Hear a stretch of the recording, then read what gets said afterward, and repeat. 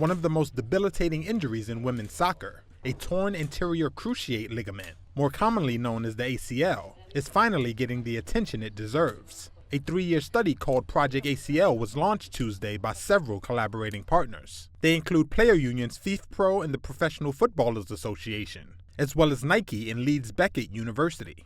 The research project will focus on England's 12-team Women's Super League, with the hope of reducing ACL injuries. I feel like we've been crying out for it for so long. Ellen White is a former forward for England. So it's listening to the players. What do they want? What do they see? What's their environment like? But then also the experiences of what people have experienced with ACLs, and you don't want that to happen to the next generation of footballers. So I think this research is great. Project ACL will review existing research and injury reduction programs, study teams' resources and access to facilities, and track in real-time factors such as players' workload and travel. Dr. Stacey Emmons is a lecturer in sports coaching at Leeds Beckett University. So in basic terms, ACL injury is an injury to the knee. It's one of the most severe knee injuries, which generally results in players being out for a long period of time. So 12 months, missing a full season, sometimes longer. We tend to see a higher rate within females and a higher rate within female football.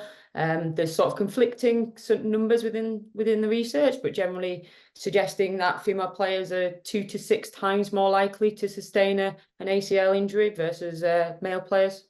Numerous high-profile players have made headlines for recent ACL tears, including Australia and Chelsea striker Sam Kerr, who tore hers in January. Dr. Alex Colvin of FIFPRO says it's not that there's been a huge explosion of cases, but that research into the injury has not kept pace with the growing popularity of the women's game, which has meant greater workloads and crowded schedules for players. If we can shift the narrative away from these very singular understandings of ACL injuries, provide players with evidence-based, robust information that moves them away from nitpicking around different factors that may or may not influence them, like the menstrual cycle, and give them actually concrete evidence, and also provide clubs, federations, leagues with an understanding of these holistic risk factors and also solutions to mitigate the risk factors, I think that the project will be a really big success.